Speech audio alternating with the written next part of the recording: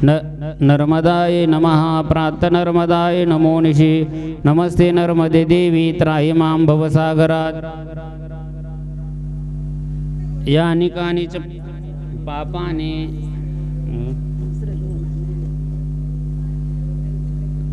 यानि कानिच पापानि जन्मान्तरकृतानि च तानि तानि प्रशंसन्तु प्रदक्षिणे पदे पदे।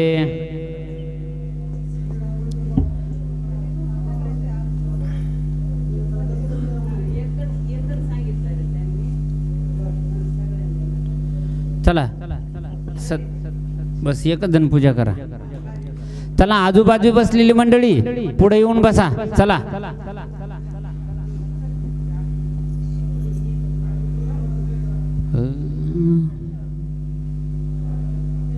बस पुढे पलीकडे घे ना।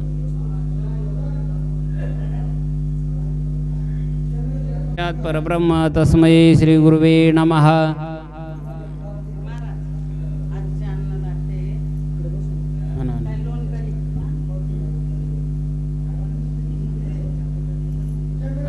लोणकडे ताईचा या ठिकाणी नलिना ताई सत्कार करते।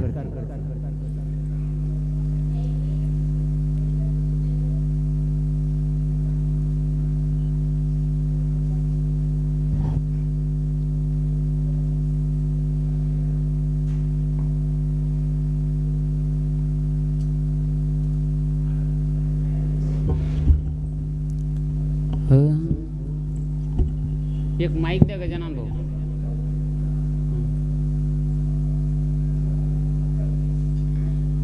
आई रेवा पार्वती वल्लभ सदा शिवा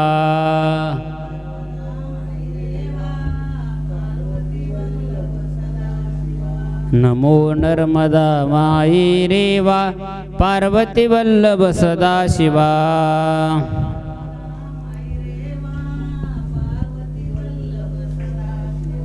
नमो नर्मदा माई रेवा पार्वती वल्लभ सदा शिवा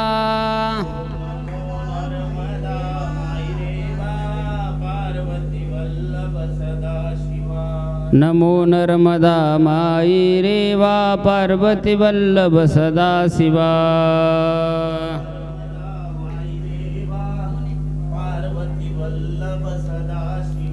नमो नर्मदा माई रेवा पार्वती वल्लभ सदा शिवा।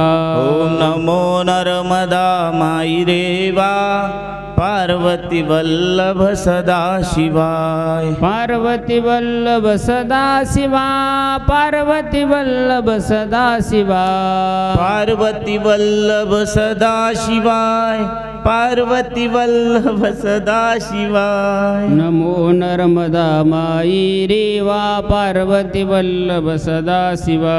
ओम नमो नर्मदा माई रेवा पार्वती वल्लभ सदा शिवाय। मैया बालक है हम मैया दूध पिलावत है। मैया जी के बालक है मैया दूध पिलावत है। रेवा तटपट धूम धड़ाका राम भजन यही तड़ाका। मैया तट पर धूम धड़ाका राम भजन का यही है ठेका। भजन है भजले मन चारों धाम गौरी शंकर शालिग्राम। गले में तुलसी मुख में धाम गौरी शंकर शालिग्राम। गले में तुलसी मुख में राम हृदय बिराजे शालिग्राम। गले में तुलसी मुख में राम हृदय विराजे शालिग्राम। बोलो संतो हरि हरि मुख पर मुरली अजब धरी। बोलो संतो हरि हरि मुख पर बिजली अजब धरी। नमो नर्मदा माई रेवा पार्वती वल्लभ सदा शिवा। नमो नर्मदा माई रेवा पार्वती वल्लभ सदा शिवा। नर्मदा माता की जय। नर्मदा मैया की जय। नमामि सद्गुरुं शान्तं सच्चिदानंद विग्रहं पूर्णब्रह्मपरानन्द ईशमालन्दिवल्लभम् नर्मदा शर्मदा लोके पुनरादिदपि मतः ये सेवन्ति नरा भक्त्या तेन यान्ति पुनर्भवः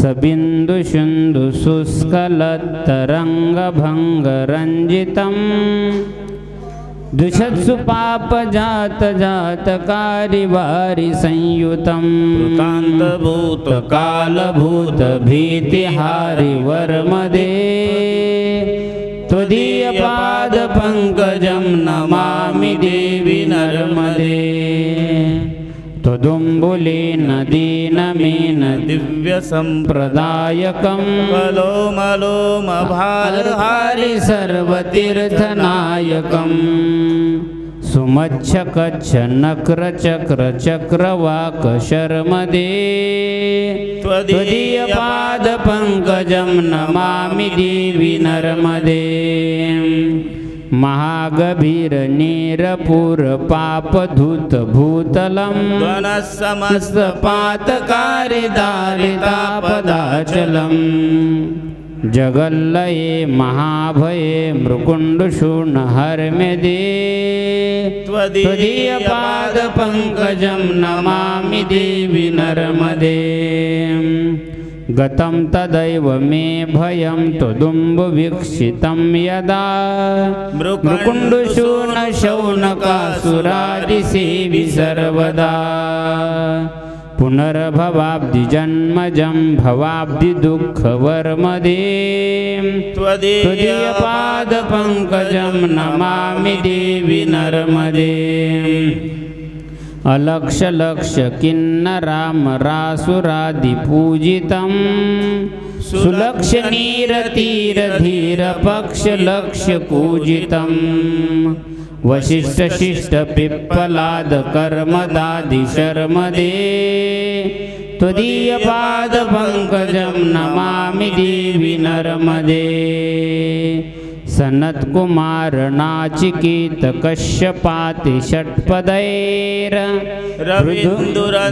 स्वकीयमानशिशु नारदादि षट्पदैः रविन्दुरन्ति देवदेव देवराज कर्म शर्मदे त्वदीयपादपङ्कजं नमामि देवि नर्मदे अलक्ष्यलक्ष्यलक्ष्यपापलक्ष्यसारसायुधं ततस्तु जीवजन्तुतन्तुभुक्तिमुक्तिदायकं विरञ्च विष्णुशङ्करस्वकीयधाम वर्मदे त्वदीयपादपङ्कजं नमामि देवि नर्मदे अहोमृतं सुखं श्रुतं महेशकेशजातटे किरातसूतवाडवेषु पण्डितेशटेन ते दुरन्तपापतापहारि सर्वजन्तुशर्मदे त्वदीयपादपङ्कजं नमामि देवि नर्मदे इदं तु नर्मदाष्टकं त्रिकालमेव ये सदा पठन्ति ते निरन्तरं न यान्ति दुर्गतिं कदा सुलभ्य देह दुर्लभं महेशधाम गौरवं पुनर्भवा नरान् वै विलोकयन्ति रौरवम्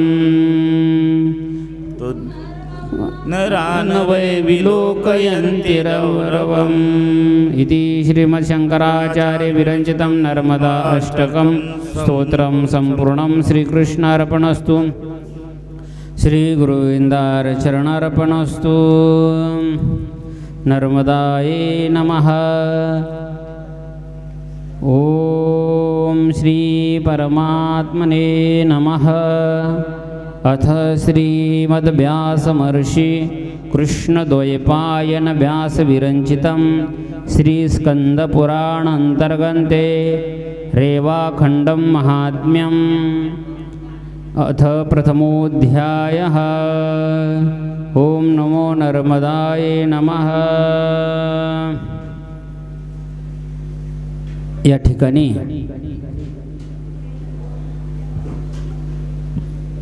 संत श्रेष्ठ कैवल्य सम्राट चक्रवर्ती संत ज्ञानोबाराय यांच्या दरबारामध्ये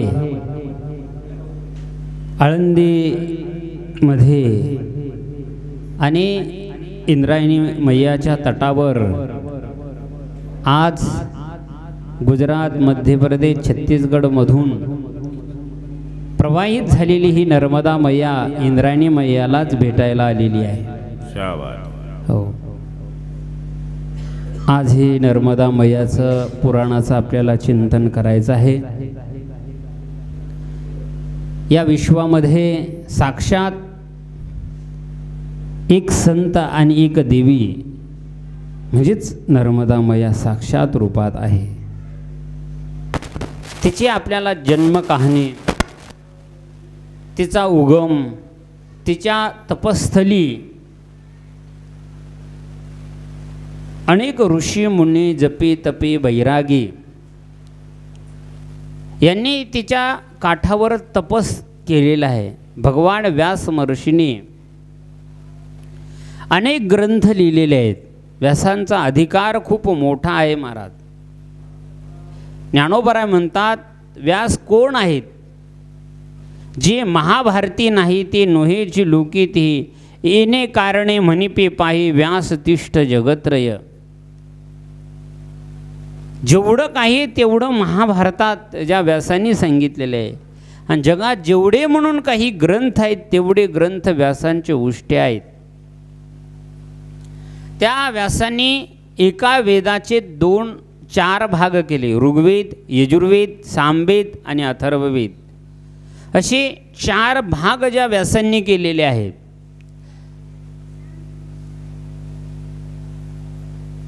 आणि 18 पुराणाचे लेखक, 18 उपपुराणाचे लेखक भगवान व्यास महर्षी आहेत। व्यासांचा अधिकार सांगत असताना नारद महर्षी आपल्या नारद पुराणामध्ये व्यासांचं वर्णन करतात। अच्युतुर्वदनो ब्रह्मा, द्विबाहुर परो हरिः, आभाल लोचन शंभुर भगवान बादरायणः। अच्युतुर्वदनो ब्रह्मा, 4 मुख नाहीत पण ब्रह्मदेव आहेत। अच्युतुर्वदनो ब्रह्मा, द्विबाहुर परो हरिः, 4 भुजा नाहीत पण भगवान विष्णू आहेत। आभाल लोचन शंभोर, ज्यांच्या कपाळावर आभाळावर लोचन म्हणजे डोळा नाही पण भगवान शंकर आहे, असे भगवान बादरायणः, भगवान बादरायण आहेत। बद्री आपत्य पुमान आयनम यस्य 6 बादरायणम, बद्रीच्या वनामध्ये ज्यांचं वास्तव्य आहे, तपस्थली आहे, ते व्यास आहेत। त्यांनी हा नर्मदा पुराण ग्रंथ लिहिला, म्हणून त्यांच्याविषयी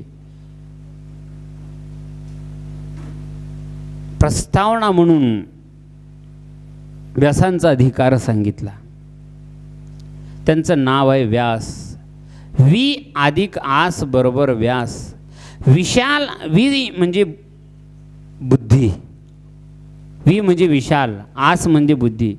ज्यांच्या बुद्धीचा विशाल विस्तार झालेला आहे त्यांना व्यास म्हणतात। नमोस्तुते व्यास विशाल बुद्धे, फुल्लारविंद यतपत्र नेत्र, येनत्वया भारत तैलपूर्ण, प्रज्वालितो ज्ञानमय प्रदीपः, असे व्यास आहेत। ते व्यास स्कंद पुराणाच्या अंतर्गत, अवंती खंडाच्याही अंतर्गत रेवा खंड, त्याला नर्मदा पुराण म्हणतात। स्कंद पुराणामध्ये 81,000 श्लोक आहे। सगळ्यात मोठं भगवान व्यास महर्षींनी नर्मदा पुराण सांगितलेलं आहे, स्कंद पुराण सांगितलं। पुराणाचा जर इतिहास पाहिला, पुराण कशाला म्हणतात, पुराणाचं महात्म्य काय आहे, आणि पुराण वेगळं आहे, महापुराण वेगळं आहे आणि उपपुराण वेगळे। आता पुराण म्हणजे काय? कारण ज्ञानोबा आहे, तुकाराम महाराज स्वतः म्हणतात, तुका म्हणे नाही विश्वास ज्या मनी, पाहावे पुराणे विचारुने. हो, तुकाराम महाराज म्हणतात भगवान परमात्मा भक्ताचा उद्धार करतो का नाही, हो भक्ताच्या मागे पुढे उभा राहतो का नाही, हा माझ्यावर जर विश्वास नसेल तर तुम्ही काय करा, पुराणाला विचारा. पुराणाला विचारा म्हणजे पुराणाचा अभ्यास करा. पुन्हा तुकाराम महाराजाला लोकांनी विचारलं, महाराज नुसतं तुम्ही सांगता का पुराणाला विचारा, तुम्ही पुराण पाहिलं का? तुकाराम महाराज म्हणतात पुराणीचा इतिहास गोड रस सेविला. हो, तुकाराम महाराज म्हणतात संपूर्ण पुराणाचा मी इतिहास अभ्यास केला. इतिहास का? अथपासून इतिपर्यंत सर्व पुराण मी पाहिलेले आहेत. हो, आणि सगळ्या पुराणानं मला स्वतः सांगितलेलं आहे, भक्त ऋणी देव बोलती पुराणे, भक्त ऋणी देव बोलती पुराणे. पुराणे बोलतात. मग असं पुराण म्हणजे काय? पुराणवम इति पुराणम, पूर्वीचं असूनही नवीन आहे म्हणून त्याला पुराण असं म्हणतात. पुराण वेगळं आहे की पुराणाचे शुक्रनीतीमध्ये शुक्राचार्यांनी लक्षणं सांगितले. पुराण कशाला म्हणतात? सर्गस्य प्रतिसर्गस्य वंश वंशाणुचरितम. हो, वंशाणुचर सर्गस्य प्रतिसर्गस्य वंशाणु वंशचरित्रम पुराणम पंचलक्षणम. पुराणाचे 5 लक्षण आहेत, ज्याच्यामध्ये सर्गाचा विचार आहे, प्रतिसर्गाचा विचार आहे, वंश आहे, मन्वंतर आहे, वंशाणुचरितम आणि त्या वंशातील राजे लोकांचं इतिहास सांगितला जातो. सर्ग म्हणजे ब्रह्मदेवानं भगवान विष्णूपासून कारणसृष्टीचं वर्णन ज्याच्यात आहे, कारणसृष्टीच्या याला सर्ग म्हणतात. प्रतिसर्ग ब्रह्मदेवानं केलेल्या सृष्टीला प्रतिसर्ग सृष्टी म्हणतात. विश्वामित्रानं निर्माण केलेल्या सृष्टीला प्रतिसर्ग म्हणतात. सर्गाचा प्रतिसर्गाचा विचार ज्याच्यामध्ये आलेला असतो, सर्ग प्रतिसर्ग. वंश चंद्रवंश सूर्यवंश, चंद्रवंशातील सूर्यवंशातील राजांच्या कथा, वंश वंशाणुचरित्र. आणि त्या वंशातून राजे महाराजे ऋषी मुनी राजर्षी ब्रह्मर्षींच्या कथा आलेल्या असतात विस्तारपूर्वक, त्याला वंशाणुचरित्र म्हणतात. पुराणम पंचलक्षणम, ही पुराणाचे 5 लक्षण आहे. आणि मन्वंतराचा विचार करायला, मन्वंतर 14 मनु आहेत. 14 मनुचा 14 प्रकारची सृष्टी वर्णन करणारा मन्वंतराचा विचार ज्याच्यामध्ये आलेला असतो. स्वयंभू मनु, चाक्षुष मनु, हे मनु आहेत. आणि या मनुचा विचार ज्याच्यामध्ये विस्ताराने आलेला आहे त्याला मन्वंतर असे म्हणतात. मनोह अवंतरम मन्वंतरम.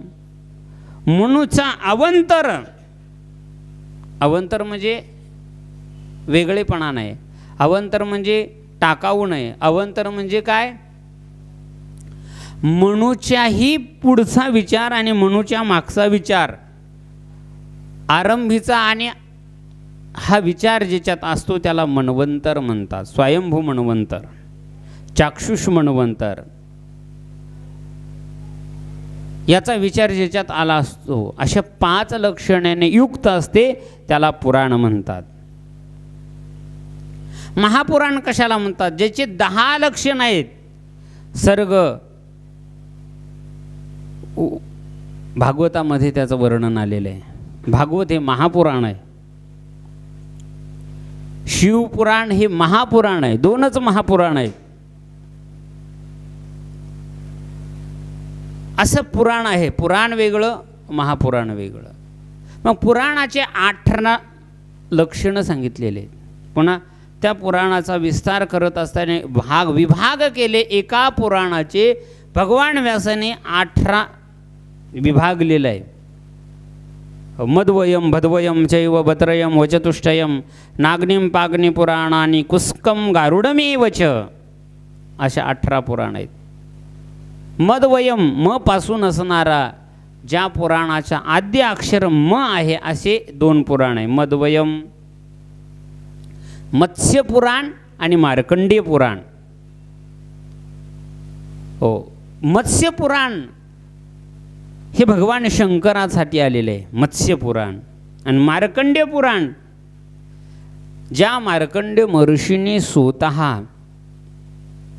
या मार्कंडेय पुराण कुठं लिखाण केलं व्यासांनी. आपण परम भाग्यवान आहे की मार्कंडेय पुराण आपल्या गावाजवळच लिहिलेलं आहे. दिंडोरी तालुक्यामध्ये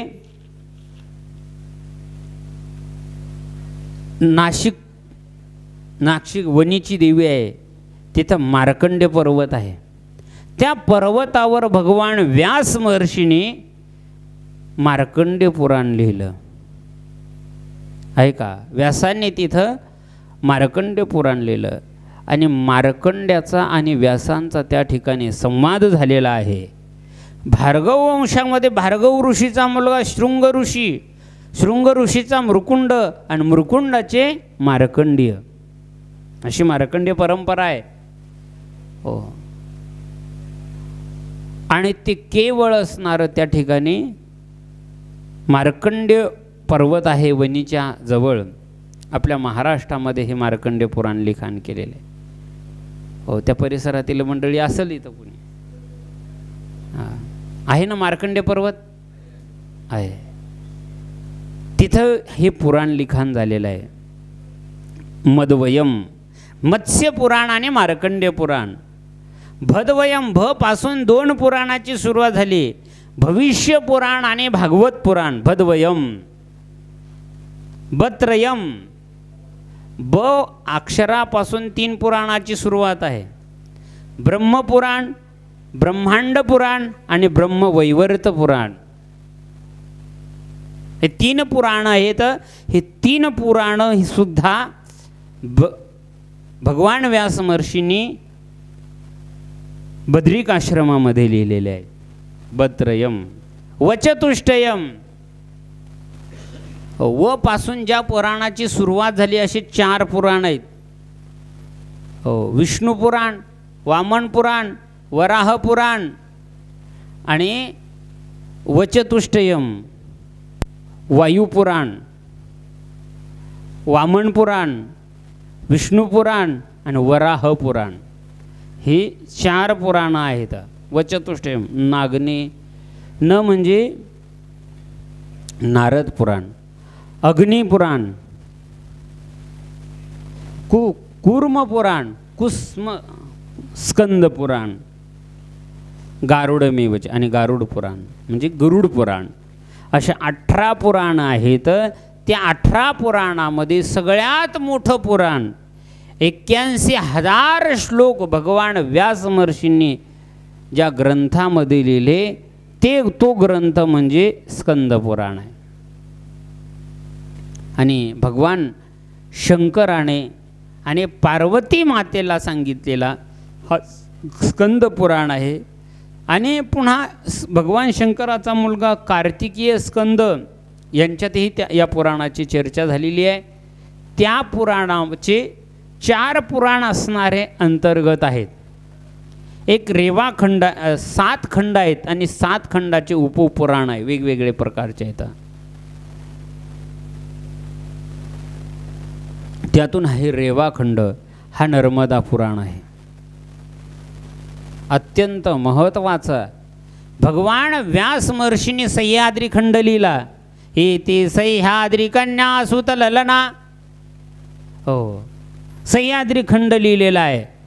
आणि त्या सह्याद्री खंडामध्ये अनेक पर्वताचं वर्णन आहे, अनेक तीर्थक्षेत्राचं वर्णन आहे. महाराष्ट्रातल्या प्रत्येक ब्रह्मगिरीचं वर्णन आहे. हा सह्याद्री कडा गोव्यापर्यंत सगळ्या पर्वताच्या आणि त्याच्यातून वाहणाऱ्या उत्तर दिशेला वाहणाऱ्या सर्व नद्यांचं वर्णन आहे सह्याद्री कन्यात. आळंदीचंही सुद्धा महात्म्य सह्याद्री खंडातच येते. 7 खंडापैकी हा रेवा खंड आहे. या रेवा खंडामध्ये भगवान व्यास महर्षीने नर्मदा पुराण सांगितलेलं आहे. सुताचा आणि त्यांचा शौनकानं विचारलं, मग हे नर्मदा पुराण काय आहे, आम्हाला तुम्ही सांगा नर्मदेचं महात्म्य. त्यावेळेस नैमिष्य अरण्यामध्ये सुताने शौनकांना सांगितलं. व्यासाने भगवान शंकराने हे स्कंदाला सांगितलं पहिलं. त्यानंतर लिखाण व्यासांनी केलं.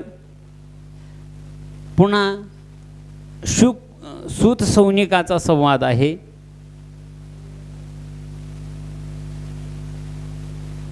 सुतानं विचारलं, महाराज आम्हाला हे रेवा महात्म्य सांगा.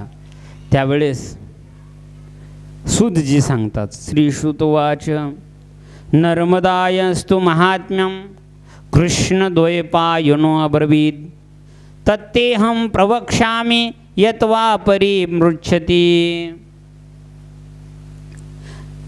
शौनकदी सांगतात, हे नर्मदा महात्म्य कोणी सांगितलं? कृष्णद्वैपायन अब्रवीत्.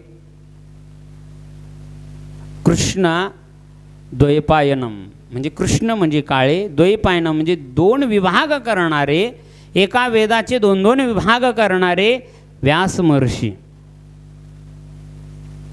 त्याने ब्रवीतम म्हणजे सांगितलं. कोणाला?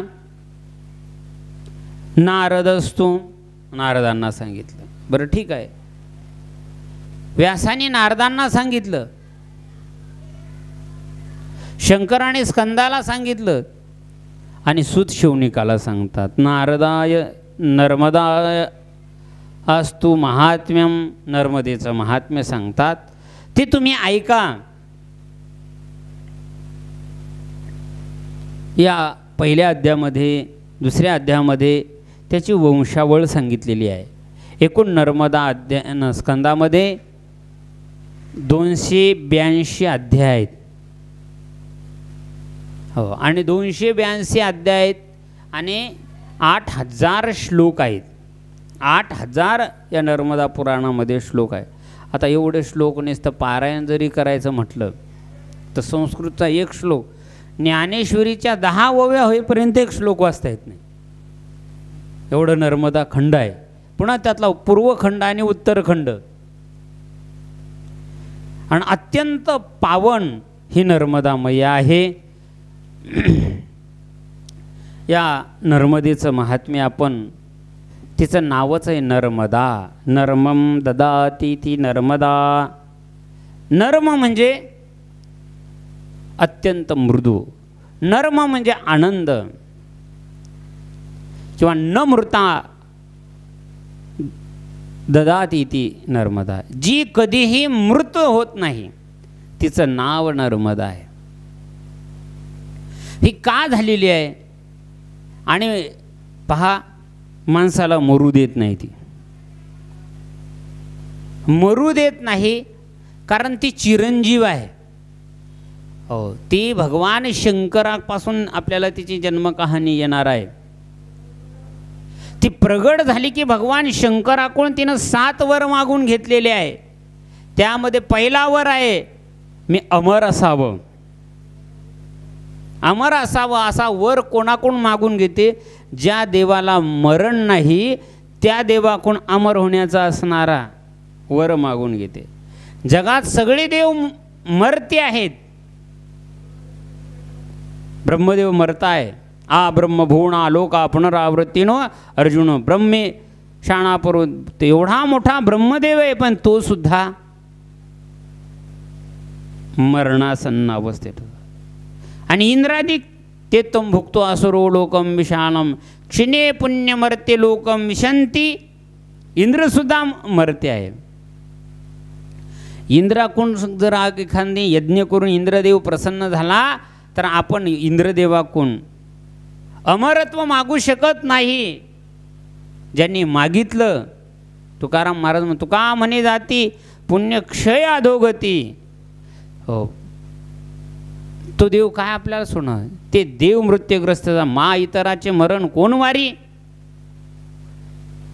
मग जो देव अमर आहे, त्या अमर असणाऱ्या देवाकडून असणारा अमरकंटक पर्वतावर अमर नर्मदा मातेनं अमर होण्याचा वर मागितलाय. म्हणून न मृता एस्य सा अमृता नर्मदा न मृताम.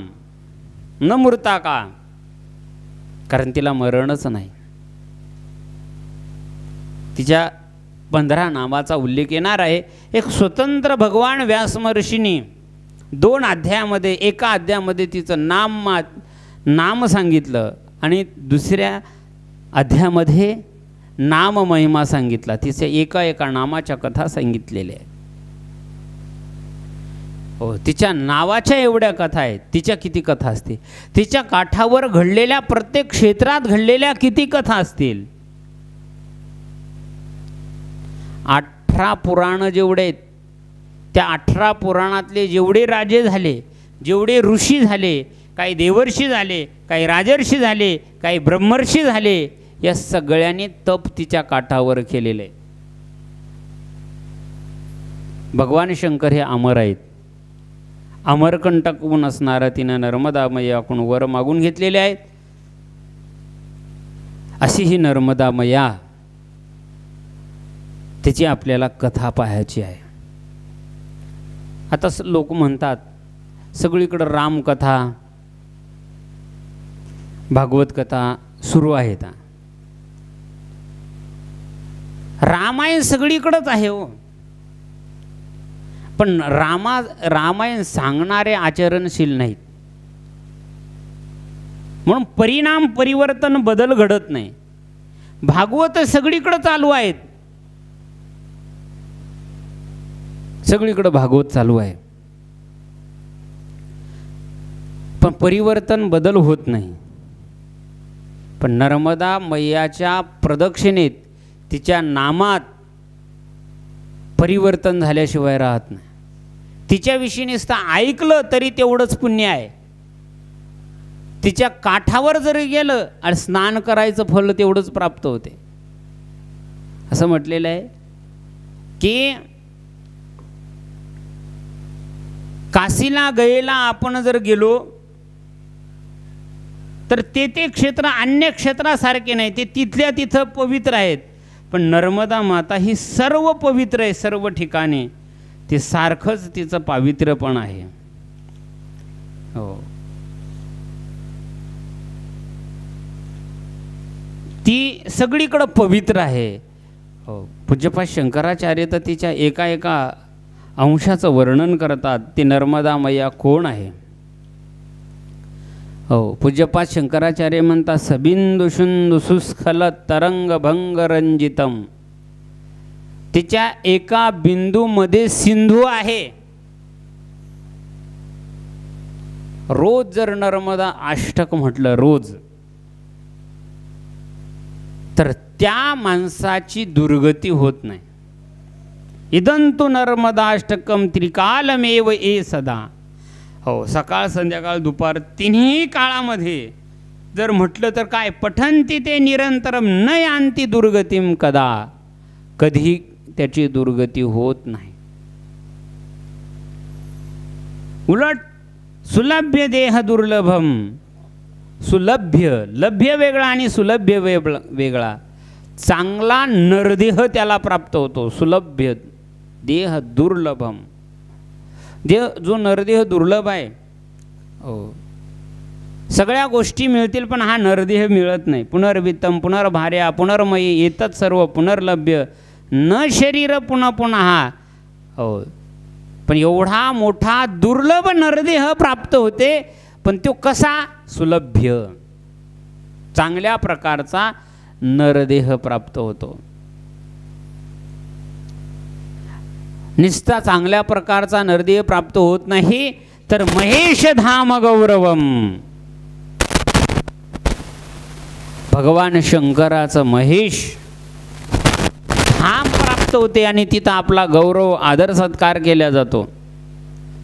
स्वतः भगवान शंकर त्याचा आदर सत्कार करतो नर्मदा अष्टक गाणाराचा. ओ देवाधिदेव महादेव आपला आदर सत्कार करतो. आणि काय पाहिजे? पुनर्भवा नराणवय विलोकयंती रवरवम.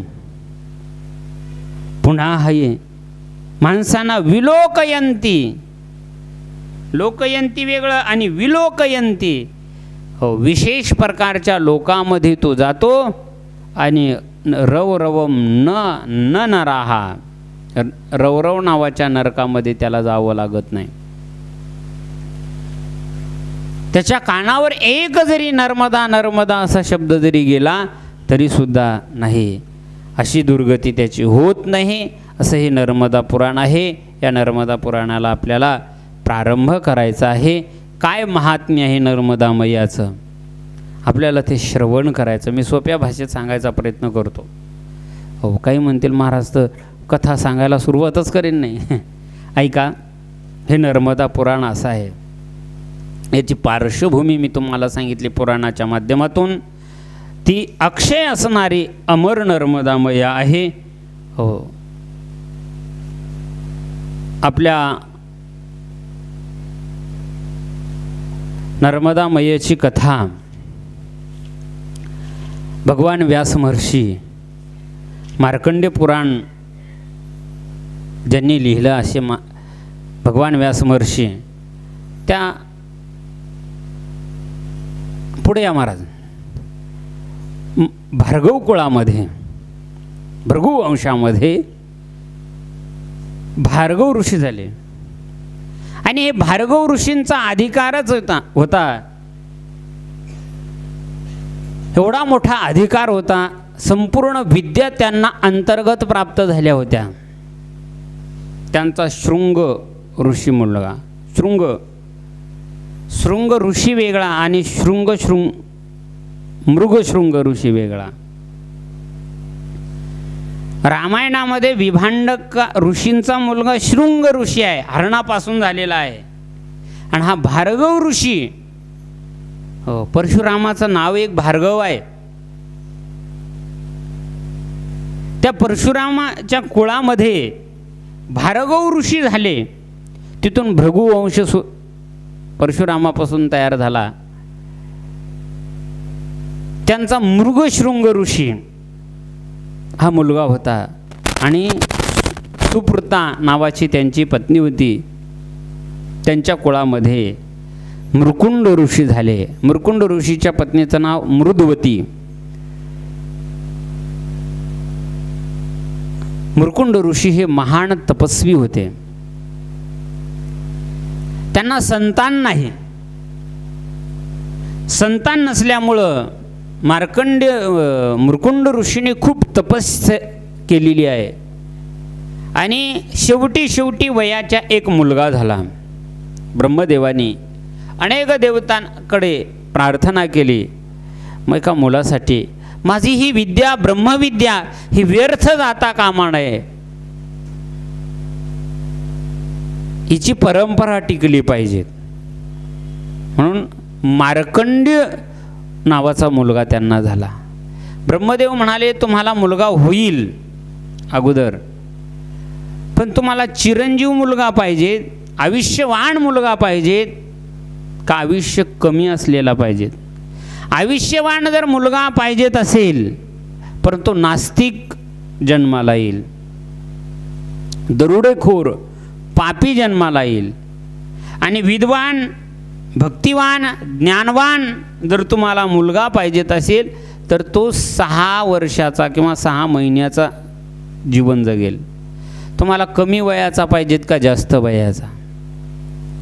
मृकुंड ऋषीनं आणि मरुदवतीने सांगितलं आम्हाला हे देवा कमी वयाचा द्या, पण ज्ञानवान द्या, भक्तिवान द्या, वैराग्यवान द्या. हो, आणि ही आमची विद्या सांभाळणारा असावा असा मुलगा त्यांनी मागितला. ब्रह्मदेव प्रसन्न झाल्याच्या नंतर हा वर त्यांनी मागून घेतला. मृकुंड ऋषी च्या पोटी आणि मरुदवतीच्या पोटी असणारा हा मार्कंडेय ऋषी जन्माला आले. आणि हे जन्माला आल्याच्या नंतर स्वतंत्र असणार त्यांनी आपली विद्या परंपरा सांगितली वडिलांनी. ती विद्या परंपरा आपल्या अंतःकरणात हस्तगत केलेली आहे. 4 वेद, 4 उपवेद, 6 वेदांग आणि 18 पुराण, 18 उपपुराणाचा सगळ्याचं सार ब्रह्मविद्या सांगितली. ती ब्रह्मविद्या अंतःकरणामध्ये ठसवली आणि वणीच्या गडावर त्याच मार्कंडेय ऋषींनी स्वतः ती आत्मसंपादन केलेली आहे. ती ब्रह्मविद्या संपादन केली, त्याचं नाव आहे, व्यासाने लिखाण केलेला तो मार्कंडेय पुराण. हे स्वतंत्र त्यांच्या नावाचं पहिलं पुराण लिहिलं गेलं. मत्स्य पुराण, मार्कंडेय पुराण हे स्वतंत्र हा ग्रंथ 18,000 श्लोकाचा मार्कंडेय पुराण ग्रंथ आहे. आणि मार्कंडेय जन्माला आले. जन्माला आल्याच्या नंतर व्यासांना माहीत होतं, मृकुंड ऋषींनाही माहीत होतं, ब्रह्मदेवांनाही माहीत होतं की यांच्या मुलाचं आयुष्य कमी आहे. जो आला तो असणारा आयुष्य वाढण्यासाठी काय करायचं मुलाचं. त्यांनी सांगितलं काही नाही, फक्त नारदांनी सल्ला सांगितला, फक्त हात जोडायला सांगा. बाळ पाळण्यात होतं, जो येईल त्याला बाळा तो हात जोडायचे. एकदा सप्त ऋषी आले मृकुंड ऋषीला भेटायला, त्यांच्याकडे हात जोडले. त्या 7 ऋषींना आशीर्वाद दिला, चिरंजीव भव. हो, पुन्हा ब्रह्मदेव आले, ब्रह्मदेवाला हात जोडले, ब्रह्मदेवांना आशीर्वाद दिला, चिरंजीव भव. भगवान विष्णू आले, त्यांनी आशीर्वाद दिला, चिरंजीव भव. प्रत्येक जी देवता येईल. हो, एकदा यमच बाळाला 6 महिने झाले आणि आता नेण्यासाठी आला म्हणून असणार यम आला. या बाळानं हात जोडले, यमानंच आशीर्वाद दिला, चिरंजीव भव. यम विसरून गेला हात जोडायचं. पहा, हात जोडत त्या यमानं आशीर्वाद दिला, चिरंजीव भव. मग आता यम नेईल का? यमानं विचार केला, आता आपण आशीर्वाद दिला तो खरा आहे का, आपण न्यायला आलो हे खरं आहे, न्यायला आलो हेही खरं आहे आणि आशीर्वाद दिला तेही खरं आहे. मला भाव हा सांगायचा आहे, फक्त हात जोडायची शक्ती. हात जोडण्यानं मनुष्याचं आयुष्य वाढते. 4 गोष्टी वाढतात. अभिवादनशीलस्य नित्यं वृद्धोपसेवनः चत्वारि तस्य वर्धन्ते आयुर्विद्या यशोबलम. आयु वाढते. फक्त हात जोडा, कोणी असो. हो, आपल्याला कुऱ्हाड मारायला आला आणि हात जोडा, काहीच बोलू नका, हात जोडा, तुमचं आयुष्य वाढेल. वाल्या कोळी नारदाला कुऱ्हाड मागण्यासाठी आला. नारद काय म्हणले, हात जोडले, नारायण नारायण असे हात जोडल्याबरोबर वाल्याची कुऱ्हाड पडली मागण, वाढल्या पडला पायावर नारदाच्या. हे उदाहरण सगळ्याला माहीत आहे, जगप्रसिद्ध. फक्त हात जोडायची इतकी शक्ती आहे. आयुर्विद्या यशोबलम, आयुष्य वाढते. ज्ञानोबारायांनी खूप सांगितलं हात जोडायचं महत्त्व. ज्ञानोबाराय म्हणतात, जयाचे आयुष्य 10 कोटे होय, बळ प्राज्ञा जिरोणी जाय, तया ते नमस्कारी ती पाय वडील म्हणून. हो, जो ज्ञानवृद्ध आहे, धनवृद्ध आहे, म्हणजे वयानवृद्ध आहे, वयोवृद्ध आहे, त्यांना हात जोडा, आयुष्य वाढते. ब्रह्मदेव वयानवृद्ध होते, ब्रह्मदेवाला हात जोडले, आयुष्य वाढलं. म्हणून सगळ्या देवदेवतांनी आशीर्वाद दिला, चिरंजीव भव. म्हणून जे 7 चिरंजीव सांगतात ना, ते 7 चिरंजीव संपून जातील, पण मार्कंडेय 8वे चिरंजीव आहेत, हे कधी संपणार नाही. पण हे 7च पुढे आले, अश्वत्थामा बलिर्व्यासो हनुमांश बिभीषणा कृप परशुरामशे सप्तैते चिरंजीविनाहा. हे 7च चिरंजीव पुढे आले आणि मार्कंडे मागच राहिले. पण मार्कंडे हे प्रधान चिरंजीव आहेत. मार्कंडे पुराणामध्ये खूप मार्कंड्याचं चरित्र वाचण्यासारखं आहे. कारण मार्कंडे ऋषी सांगितल्याशिवाय नर्मदा मैया सांगताच येत नाही.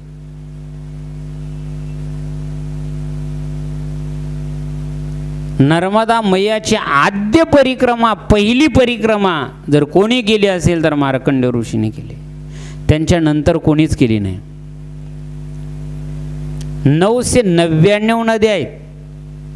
त्या ज्या पर्वतावर उगम झाला त्या पर्वतापर्यंत जायचं, त्या पर्वताला परिक्रमा करायची आणि पुन्हा यायचं. हो, अशा परिक्रमा नर्मदा मैयाच्या त्यांनी केलेल्या आहेत. हो, मला भाव हा सांगायचा, मार्कंडेय ऋषीचं आयुष्य वाढला. फक्त त्या कथा नुसत्या वाचायच्या नाही, कथा नुसत्या ऐकायच्या नाही, त्या कथेतून आपण भाव घ्यायचा. आयुष्य कोणाकोणाचं वाढलं, पुराणामध्ये अनेक उदाहरणं आहेत. संत ज्ञानेश्वर महाराज यांची दिंडी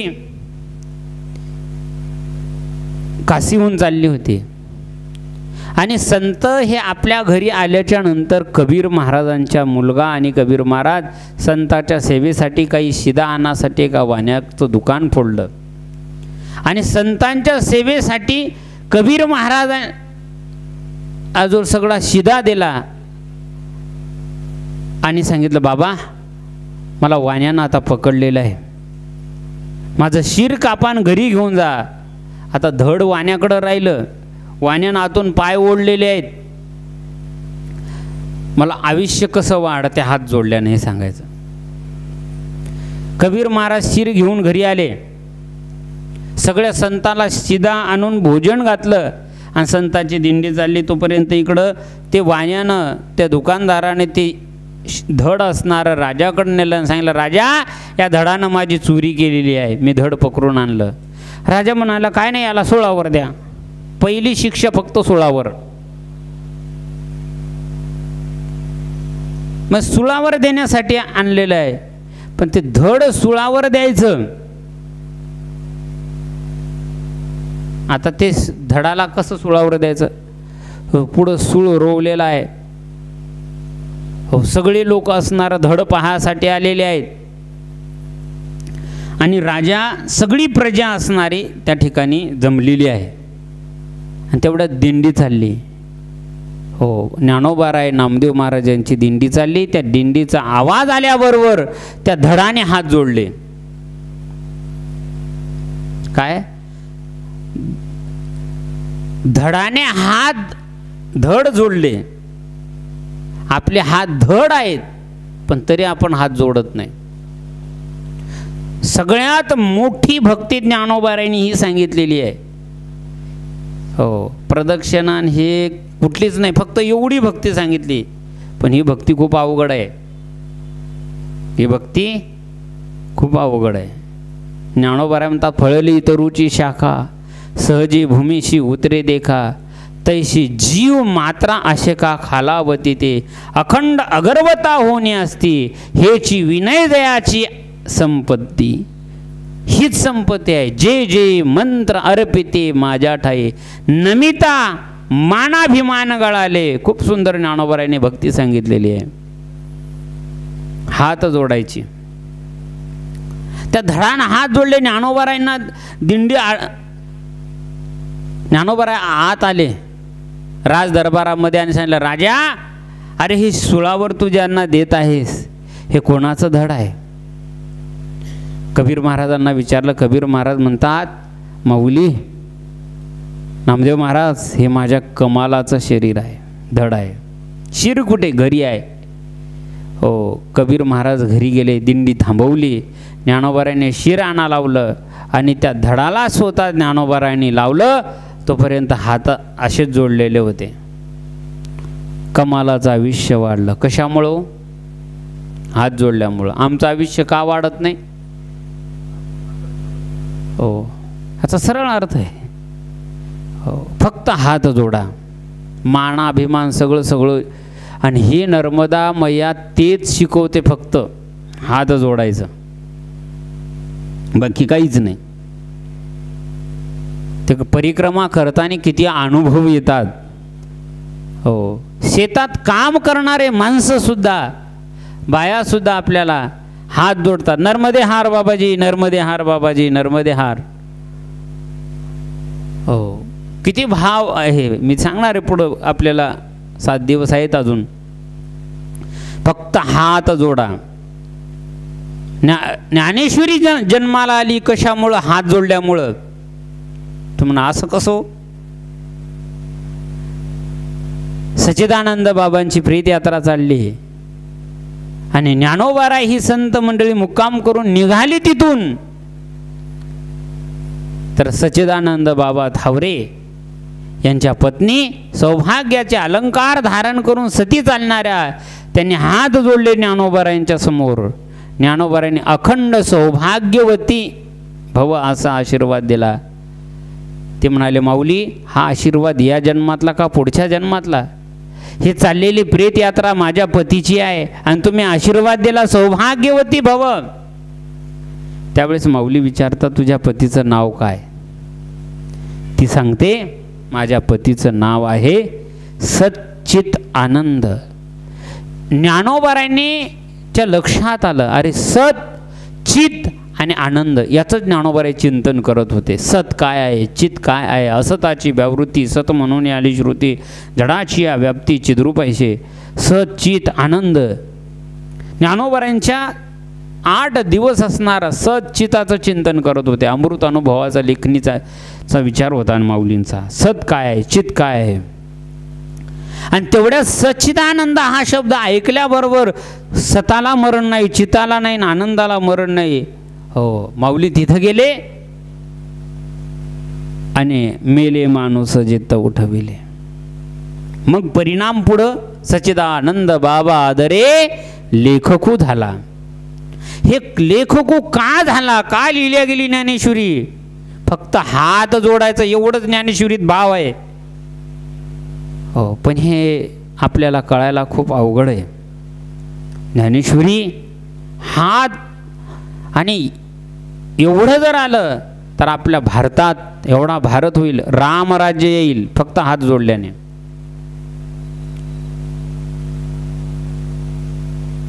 दरोडेखोर राहणार नाहीत, चोर राहणार नाहीत, अत्याचार होणार नाही, भ्रष्टाचार होणार नाही.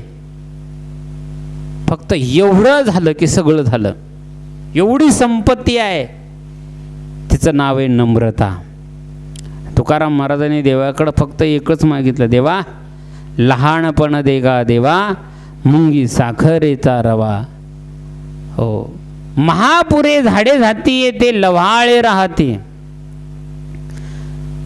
हो, लव्हाळ हे नम्र होते म्हणून नदीच्या बेटात राहते, पण तरी त्याला काही होत नाही. पिढ्यान पिढ्या लव्हाळ आहे. झाड हे ताट उभं राहते, पण नदीचा पूर आल्याच्या नंतर मोठं झाड सुद्धा वाहून जाते. हे संत वाङ्मयामध्ये शिकवलेलं आहे. हो, फक्त नम्रता.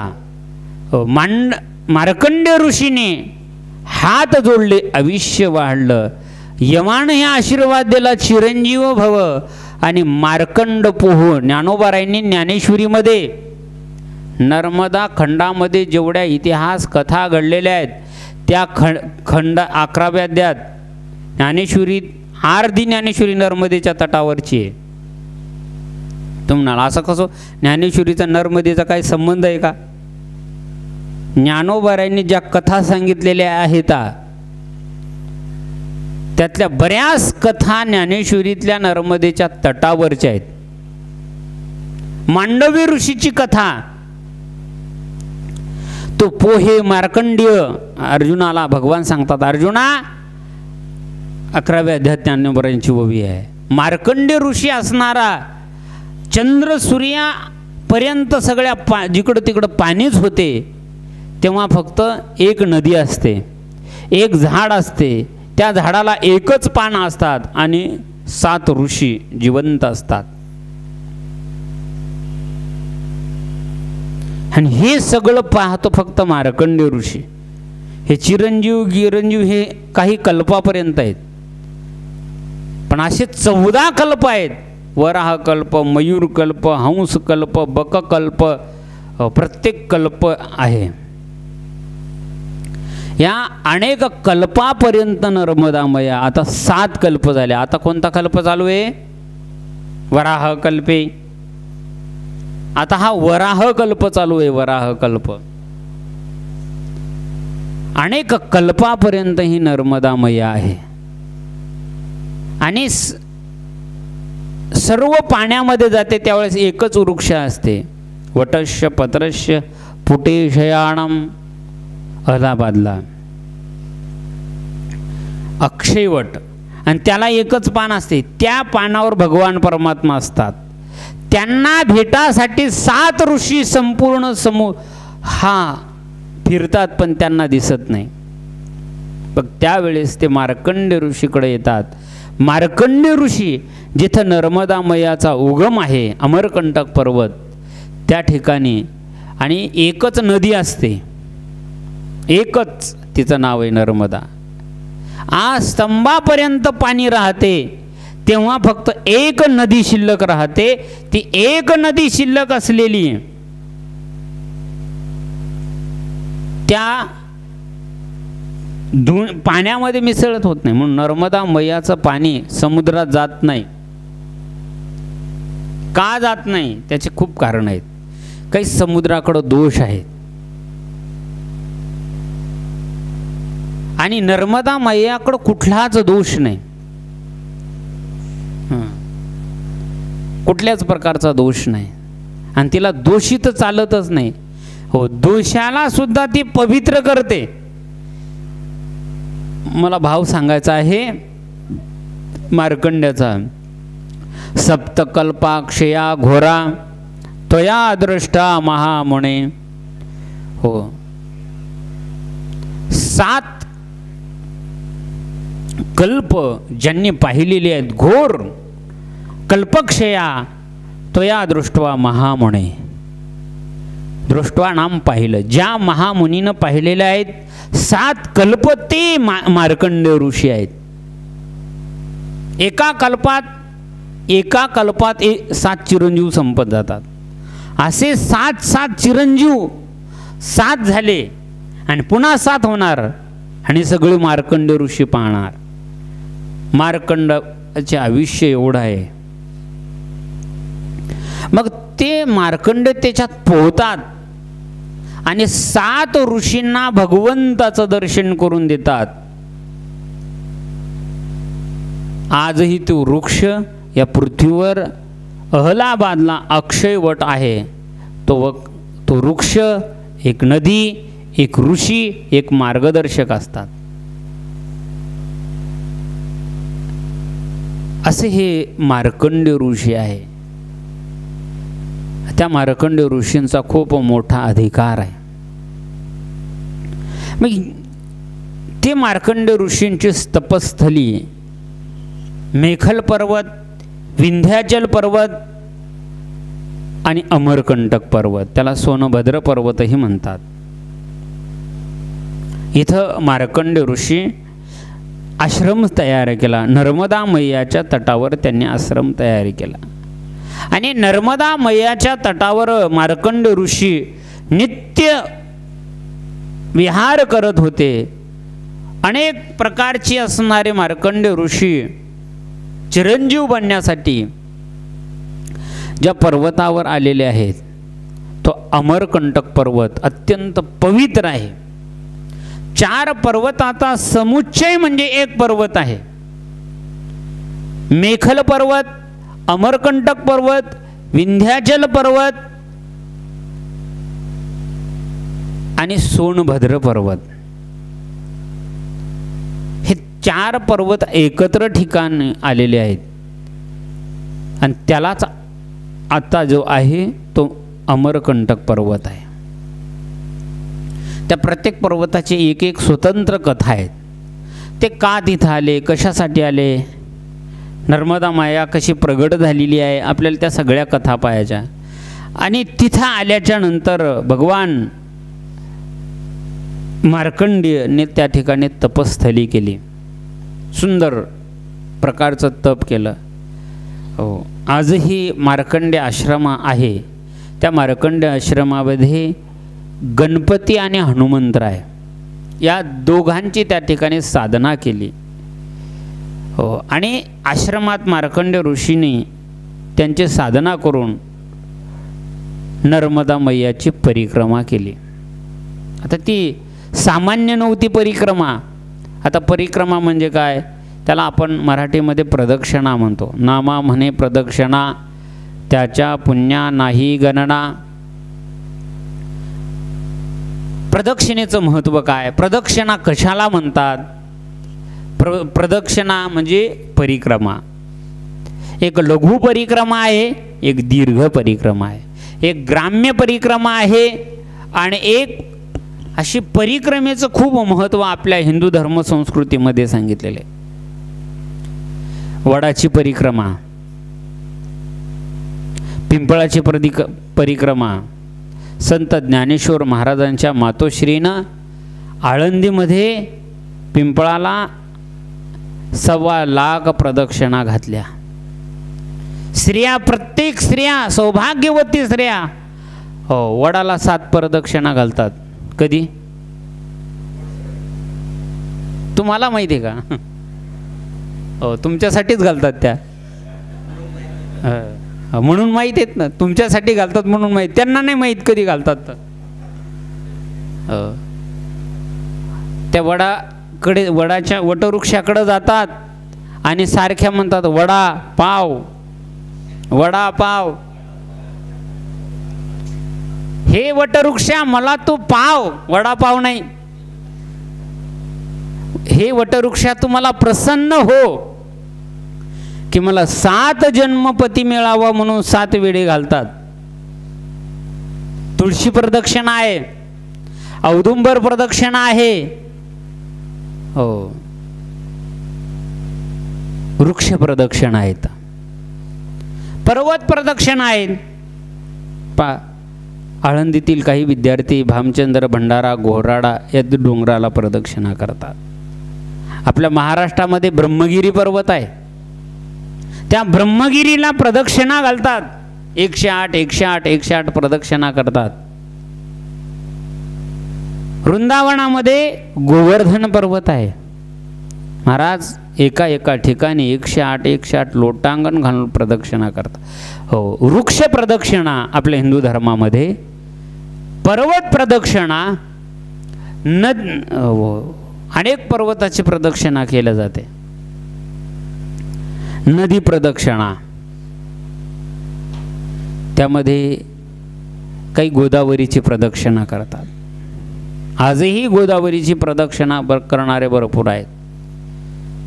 हो, इंद्रायणी प्रदक्षिणा आहे.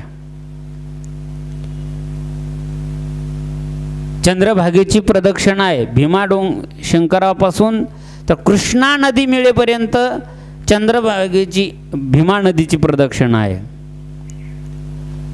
हो, इथून लोणावळ्यापासून तर तुळापूरपर्यंत इंद्रायणी आहे. कामसीत पासून पुढं तिथून असणाऱ्या इंद्रायणीची प्रदक्षिणा करतात. नदी प्रदक्षिणा आहे, त्यामध्ये नर्मदा मैयाची परिक्रमा आहे. हो, गोप्रदक्षिणा आहे, म्हणजे गायीची प्रदक्षिणा आपल्या जीवनामध्ये आहे. हो, तीर्थक्षेत्राची प्रदक्षिणा आहे. आळंदी, पंढरपूर, देहू, पैठण याची प्रदक्षिणा आहे. बरं, प्रदक्षिणा म्हणजे काय? हो, प्रदक्षिणा प्रकर्षाने दक्ष राहून केलेलं गमन म्हणजे प्रदक्षिणा. हो, आपण प्रदक्षिणा करतो पण दक्ष नसतो. दक्ष म्हणजे सावध. आपल्या अंतःकरणाची वृत्ती आपण ज्याला प्रदक्षिणा करतो त्या ज्ञानोबाराच्या चरणाजवळ आपलं मन पाहिजे आणि शरीर असणारा बाहेरून फिरलं पाहिजे. ग्रंथ प्रदक्षिणा आहे. ज्ञानोबाराय ग्रंथ प्रदक्षिणाचं फल सांगतात. एक प्रदक्षिणा जपाचिया बाहेरोणी करती येया, एक ते श्रवण मिशी छाया सेविती येयाची. ग्रंथाची प्रदक्षिणा आहे. हो, काही ऋषी मुनी जपी आहे. हो, जोपर्यंत डोळे आहेत तोपर्यंत ग्रंथ सगळे वाचन करतात, अध्ययन करतात, अध्यापन करतात. पण ज्या दिवशी डोळा दिसत नाही त्या दिवशी हे सगळे ग्रंथ एका मध्यभागात ठेवतात आणि रोज त्या ग्रंथाला प्रदक्षिणा करतात साधू. आणि त्या ग्रंथाला प्रदक्षिणा झाली, त्याचं पूजन करतात, त्याला प्रदक्षिणा करतात. हो, आणि जो पहिल्यांदा दर्शनाला येईल त्याचा अधिकार पाहून, त्याची योग्यता पाहून त्याला एक एक ग्रंथ देतात. आळंदीमध्ये गुरुडाम गुरु असणारे गुरुवर्य पांडुरंग महाराज गुले, विठ्ठल महाराज गुले खूप मोठे अधिकारी व्यक्ती होऊन गेले. एक एक ग्रंथ त्यांनी दिले, काहीच नाही ठेवलं जवळ. विठ्ठल बाबा ज्ञानोबारायांची ज्ञानेश्वरी सांगत असताना हो अंतकरणातून ज्ञानेश्वरी सांगायची. मला भाव हा सांगायचा आहे की ते ग्रंथ प्रदक्षिणा, हो अनेक प्रदक्षिणा आहेत, त्यामध्ये नर्मदा परिक्रमा ही अत्यंत पावन आणि पवित्र गणल्या गेलेली आहे. हो, तर नर्मदा मैयाची परिक्रमा का, कशासाठी, काय फलश्रुती मिळते, तर या पृथ्वी तलावर तपस्थली जर विशेष कुठं असेल तर नर्मदेच्या तटावरच. तप करायचं असेल नर्मदेच्या तटावर, साधना स्थळ आहे. म्हणून मार्कंडेय ऋषी प्रदक्षिणेला निघाले.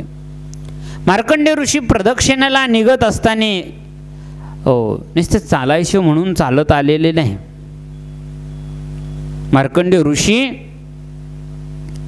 साधना केली. मार्कंडेय ऋषीने हो मार्कंडेय ऋषीने 24 वर्ष नर्मदा मैया ज्या ठिकाणी उगम पावलेली आहे, प्रगट झालेली आहे, त्या ठिकाणी साधना केली. काही ठिकाणी 36 वर्ष आहे. स्कंद मार्कंडेय पुराणामध्ये 36 वर्ष साधना केली आणि नर्मदा पुराणामध्ये 12 वर्ष किंवा 60,000 वर्ष तपश्चर्या केलेली आहे, असे 2 उल्लेख आलेले आहेत. 60,000 वर्ष तिथं साधना केली आणि तिचा प्रत्यक्ष साक्षात्कार करून घेतला. हो, आणि गणपती आणि हनुमंतराय एक यांचा साक्षात्कार करून घेतला, यांची स्थापना केली आणि तिथून नर्मदा मैयाचे उगमस्थानापासून मार्कंडेय ऋषी प्रदक्षिणेला निघाले.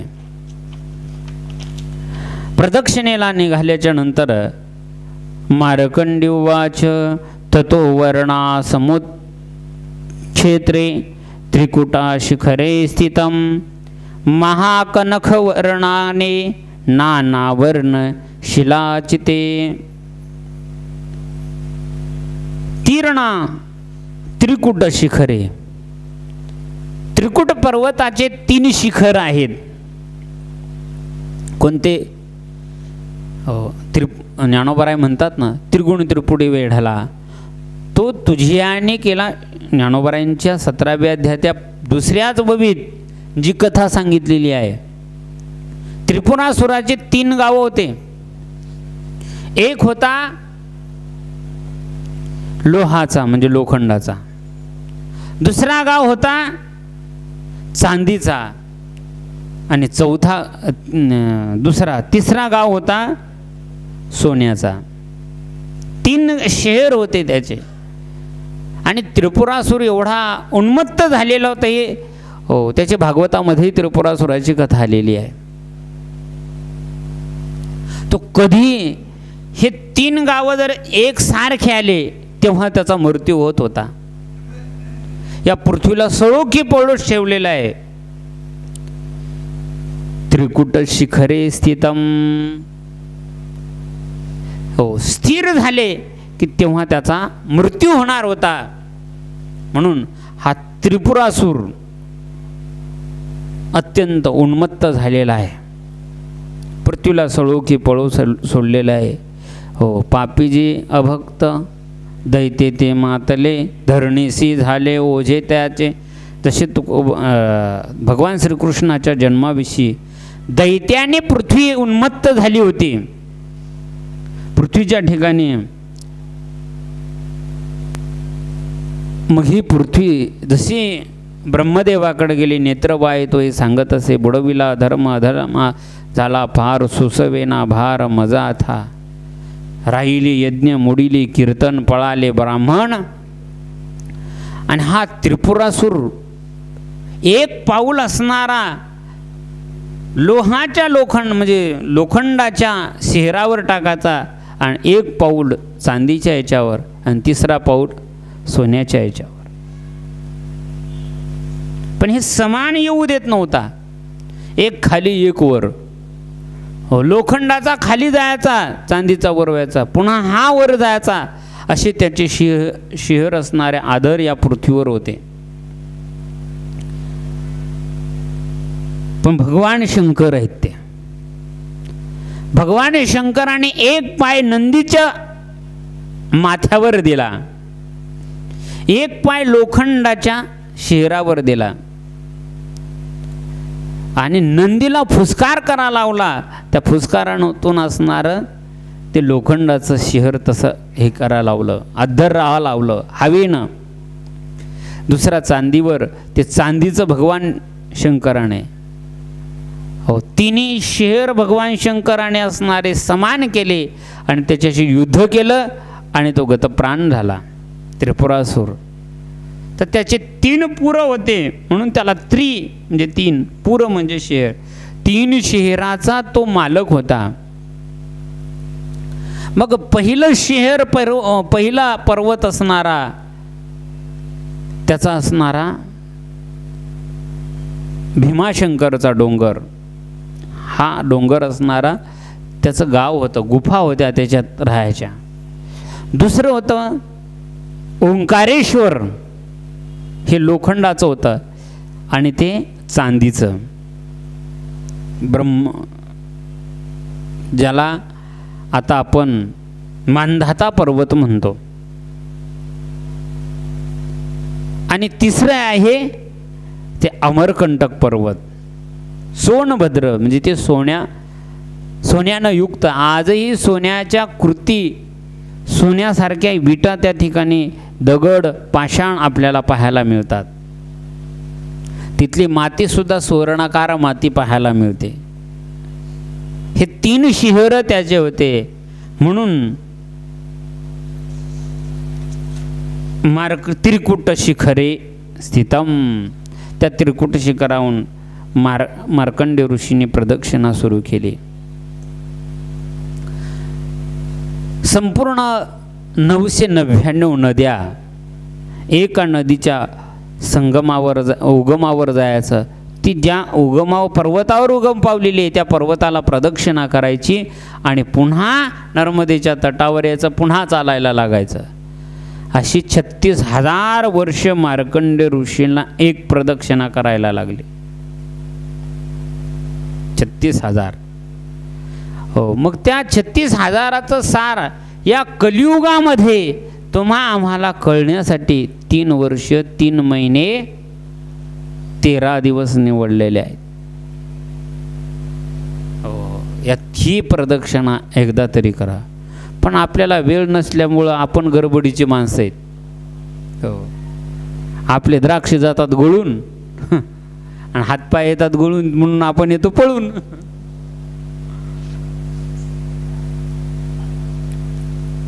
आपल्याला वापस येतो. आपण काही तर 4 महिन्यातच करतात. हो, मी 6 महिन्यात केली होती. हो, प्रदक्षिणा हे अत्यंत महत्त्वाचं आहे. हो, दक्षतेनं राहून केलेलं गमन त्याला प्रदक्षिणा म्हणतात. प्रदक्षिणा कशी करायची, प्रदक्षिणेचं महत्त्व काय आहे. पहिली लघु प्रदक्षिणा असते, दुसरी दीर्घ प्रदक्षिणा असते. लघु प्रदक्षिणेमध्ये त्या देवाच्या जवळून किंवा नदीच्या तटानं केलेली प्रदक्षिणा असते, तिला लघु प्रदक्षिणा म्हणतात. अत्यंत तटानं चालायचं, लघु प्रदक्षिणा. दीर्घ प्रदक्षिणा ज्याला पंचक्रोशी प्रदक्षिणा म्हणतात, त्या नर्मदा मैयाच्या 5 कोसाच्या अंतराहून ज्या ज्या देवता आहेत त्या कुठल्याही देवता, काही ऋषी मुनी जपी तपे अंतरांतर आश्रम तयार केले. काही ऋषींना नर्मदा मैयानं सांगितलं तुम्ही एवढ्या अंतरावर राहा, काहींना जवळ गेलं, काहीला लांब ठेवलेलं आहे, काहींना जागृत देवस्थान आहेत मग तिच्यापासून 5 कोसाच्या अंतरावर चालायचं आणि प्रदक्षिणा, त्याला पंचक्रोशी प्रदक्षिणा म्हणतात. आता पंचक्रोशी पुन्हा 2 प्रकारची पडलेली आहे. काही काठाची प्रदक्षिणा आहे, इकडं 5 कोस आणि इकडं 5 कोस, दक्षिण वाहनी उत्तर वाहनी ज्यावेळेस नर्मदा मैया असते त्यावेळेस तिथली मंडळी पंचक्रोशीची प्रदक्षिणा करतात. मी प्रदक्षिणा का सांगा लागलो, मार्कंडेय ऋषी प्रदक्षिणेला निघाले. मार्कंडेय ऋषी प्रदक्षिणेला निघाल्याच्या नंतर मार्कंडेय ऋषी प्रत्येक ठिकाणी प्रदक्षिणेला जायचे. हो, एका नदीची प्रदक्षिणा करायची, पुन्हा त्या पर्वताहून पुन्हा वापस यायचे, पुन्हा नर्मदा मैयाच्या. अशा 999 नद्या दक्षिण तटाला आणि उत्तर तटाला नर्मदा मैयाच्या आहेत. दक्षिण तटाला आणि उत्तर तटाला ह्या प्रदक्षिणेमध्ये लागतात. पुन्हा भगवान महर्षींनी या ठिकाणी प्रदक्षिणेचे 3 प्रकार सांगितलेले, रुंडमाळा प्रदक्षिणा, हनुमान प्रदक्षिणा आणि पदकर परिक्रमा म्हणजे प्रदक्षिणा. काही रुंडमाळा प्रदक्षिणा, रुंडमाळा प्रदक्षिणा म्हणजे जशी मण्याची माळ आहे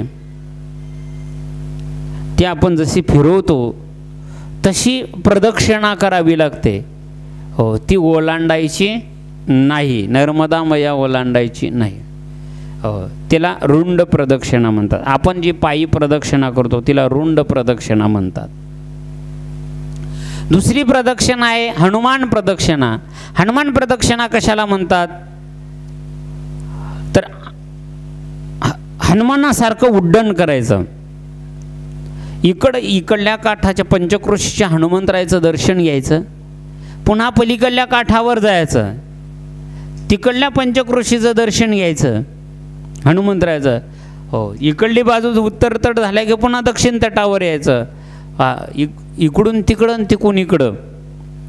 एकही हनुमंतरायचं मंदिराचं दर्शन सोडायचं नाही, तिथं विधी करायचा, नर्मदा मैयाचं स्नान पाणी आणायचं, हनुमंतरायची पूजा करायची, नंतर दुसऱ्या गावात जायचं आणि तिथल्या हनुमंतरायची पूजा करायची. अशी पूजा करत करत त्याला हनुमान प्रदक्षिणा म्हणतात. कारण भगवान व्यास मार्कंडेय ऋषीने हनुमान प्रदक्षिणा केली. हो, आणि ते हनुमंतराय पहिली त्यांचं दर्शन घ्यावं लागतं परिक्रमावाशांना. तिथं गेल्यावर मार्कंडेय आश्रमात आजही तीच मूर्ती मार्कंडेय ऋषीनं स्थापन केलेली आहे. मला पुढं भाव सांगायचा आहे. मार्कंडेय ऋषीची परिक्रमा या ठिकाणी पूर्ण संपली आहे. ह्या 5 अध्यायापर्यंत मार्कंडेय ऋषीने 5 अध्यायापर्यंत सुरुवातीच्या भगवान व्यास महर्षीने मार्कंड्याची अत्यद्भुत कथा सांगितलेली आहे. 2 मिनटं आपण भजन करू आणि या नर्मदा पुराणाला प्रारंभ करू. श्रीकृष्ण गोविंद हरे मुरारी, हे नाथ नारायण वासुदेव. टाळी वाजवा म्हणा.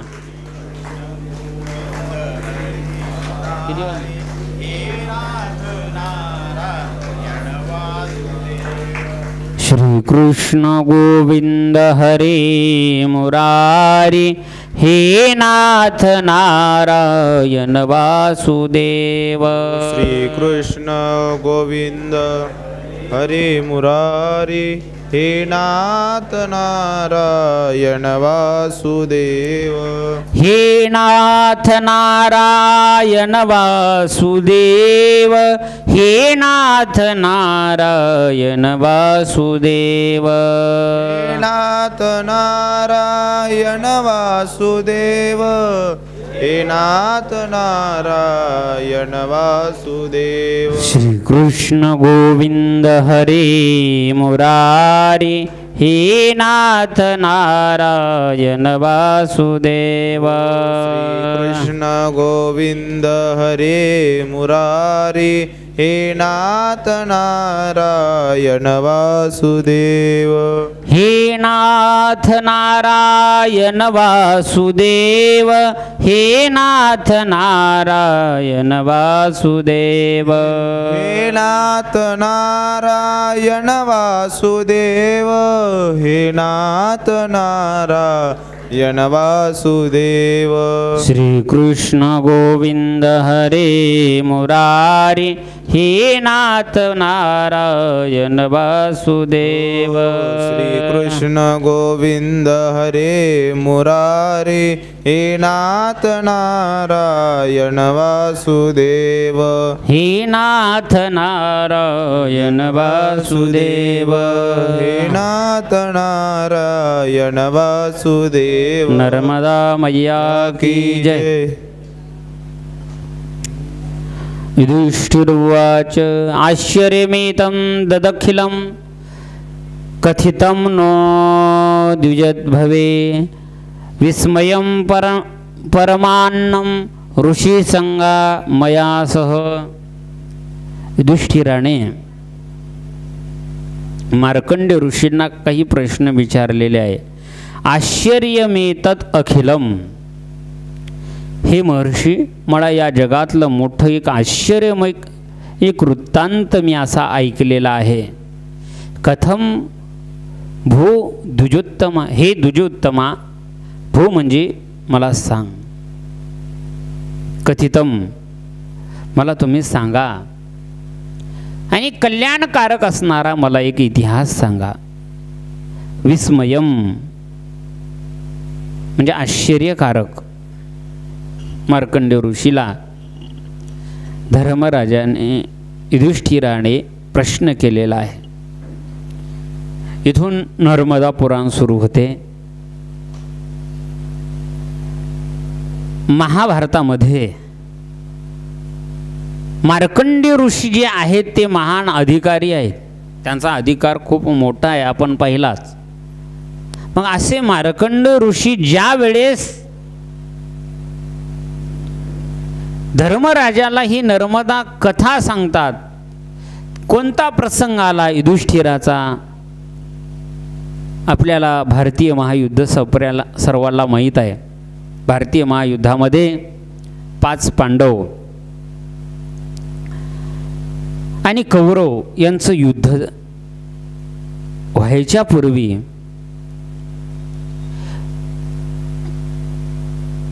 भगवान श्रीकृष्ण परमात्मा शिष्टाईला गेले. या कौरवाच्या घरा शिष्टाई धाडला अशी दातारा भगवान सांगतात, दुर्योधना या 5 पांडवाला 5 गावं तरी तू दे. सम्राट झालेला आहे, त्यांची संपत्ती तू अपहरण करू नकोस.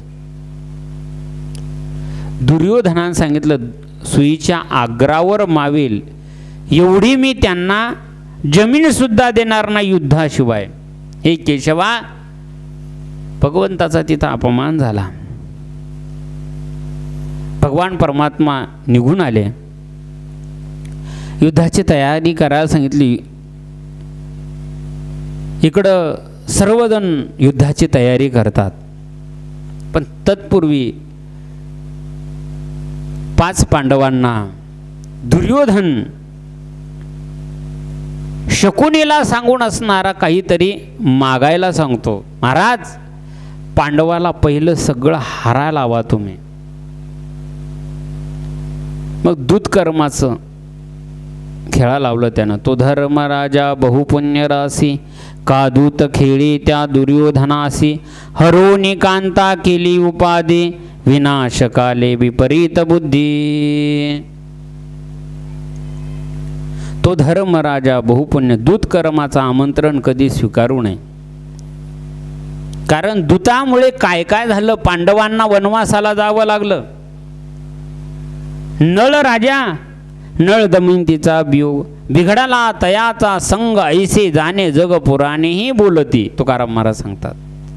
नळ राजाने दूतकर्म आमंत्रण स्वीकारलं, जंगलामध्ये वनामध्ये जाऊन त्यांना मृत्युमुखी पडावं लागलं महाराज, असे पुराण सांगतात.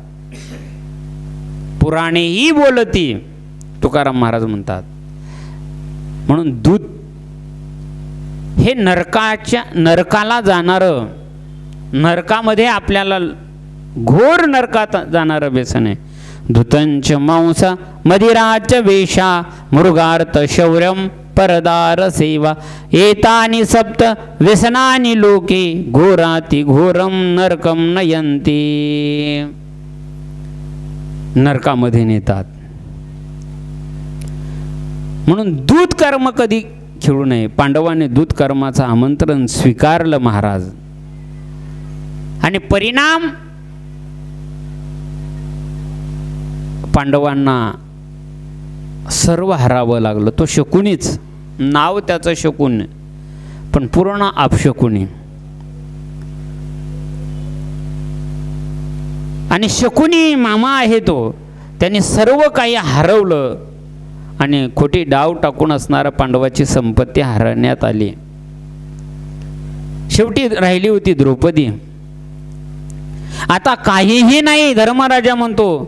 त्यावेळी दुर्योधन म्हणतो, काय बोलतो दुर्योधना, अरे आता ती द्रौपदी राहिली, तिला आणा. डाव मांडला आणि त्या डावात द्रौपदी असणारी हरल्या गेली. सदानंद गुरुजी खूप सुंदर असणारा पांडव शकुनी कसा डाव मांडायचा ते सांगायचे. महाभारत हे आपल्या हिंदू धर्माचा पाया आहे. ज्ञानोबराय म्हणतात, जे महाभारती नाही ते नोहेची लोकिती. जेवढं त्रैलोक्यामध्ये आहे तेवढं महाभारतामध्ये आहे, आणि जेवढं महाभारतामध्ये आहे तेवढं त्रैलोक्यामध्ये आहे. म्हणून हे महाभारत हा ग्रंथ, हो, शिवाजी महाराज घडले महाभारत वाचून, रामायण वाचून. म्हणून प्रत्येक घरोघरात रामायण आणि महाभारत होतं. हो, पण आता प्रत्येकाच्या घरीच आहे रामायण आणि महाभारत. रामायण नाहीच, महाभारतच आहे. सगळी संपत्ती हरली. द्रौपदीला आणण्यात आलं. त्यावेळी दुःशासन म्हणतो, दुःशासन द्रौपदीची साडी ओढतो. त्यावेळी द्रौपदी म्हणते, साकृष्ण माणा नभितांग यष्टी, शनैरुवाचा थरदस्वलास्मी, एकंच वासो मम मंद बुद्धे, सभाने तुमनार्हसी मामनाये. हे दुष्ट बुद्धीच्या दुःशासना, माझ्या अंगाला हात लावू नको. साकृष्ण माणा नमितांग यष्टी, शनीरू आचाथ रजस्वलास्मी. अरे मी रजस्वला आहे, माझ्या अंगाला हात लावू नकोस. सा कृष्ण माणा, तुम्हाला नेण्याचा प्रयत्न करू. सभाने तुम नार हसी मा मनाये. अरे मला सभेमध्ये नेण्याचा प्रयत्न करू नको. दुःशासन काय म्हणाला, हे दुष्ट स्त्री, सभेला नेण्याचा, आता तो आमची दासी झालेली आहे. दासीश्य वासो यथो जसो, जसं वस्त्र, जसं अन्न मिळेल तसं दासीला राहावं लागेल. तो आता आमची दासी झालेली आहे. दासी झालेली आहे आणि दासीला वस्त्र अन्न मिळेल तसं राहावं लागतं.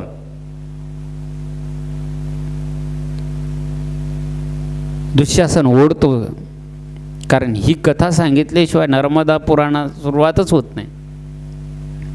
कुठलाही ग्रंथ सांगायचा असेल तर महाभारत सांगावंच लागतं.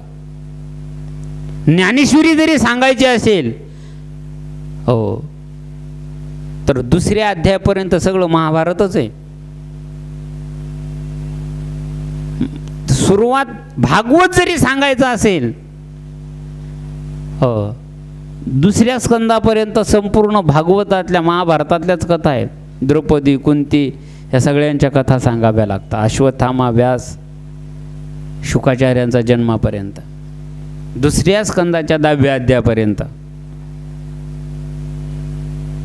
कारण महाभारत हे सर्व ग्रंथाचं सार आहे आणि महाभारतातून सर्व ग्रंथाचे फाटे फुटलेले आहेत. भगवान व्यासाने 18 पुराणाचं सार महाभारतात सांगितलेलं आहे.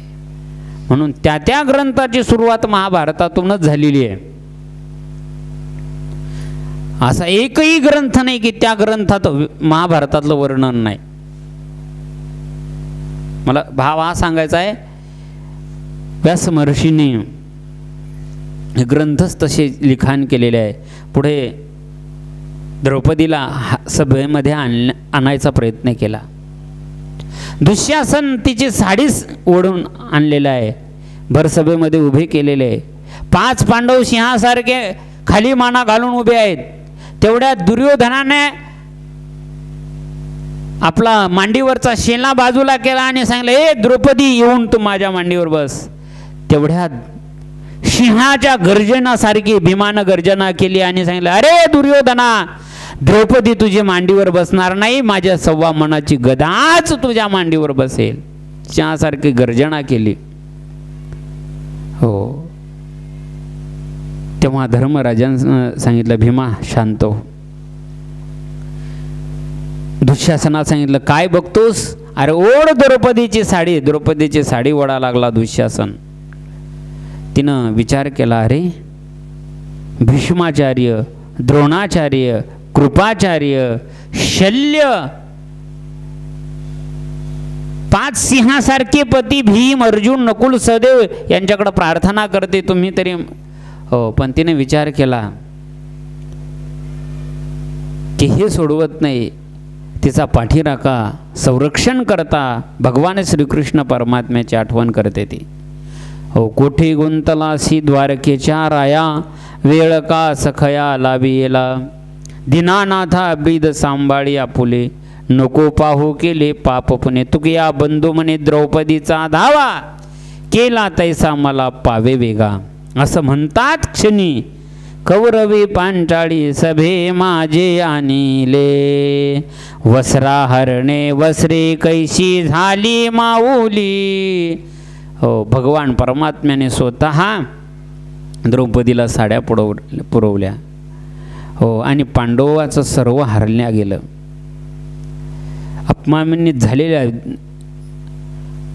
द्रौपदीला घेऊन भगवान त्या ठिकाणी सभा संपलेली आहे.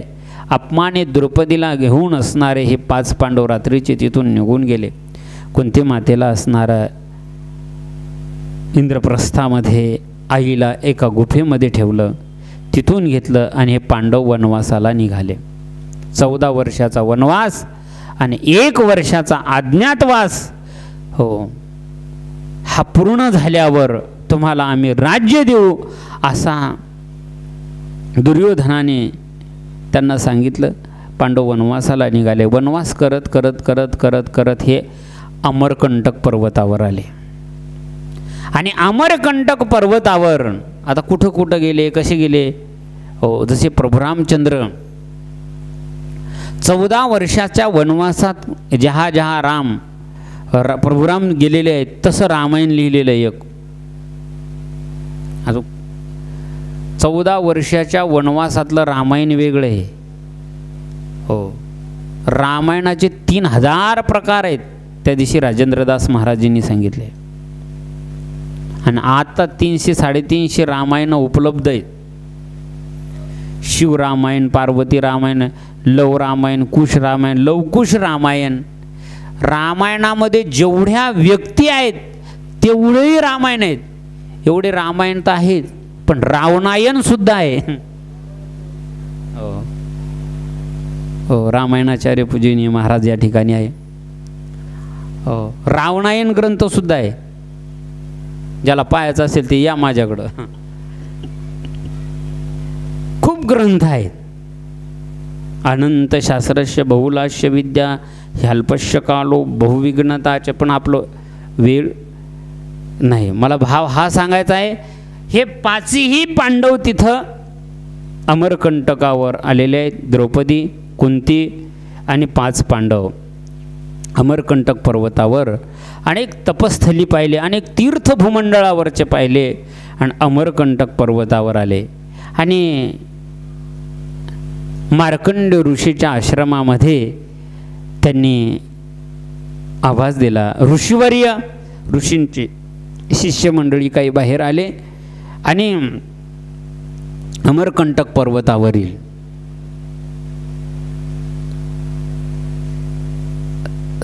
सर्वांनी असणारं मार्कंड ऋषीचं दर्शन घेतलं.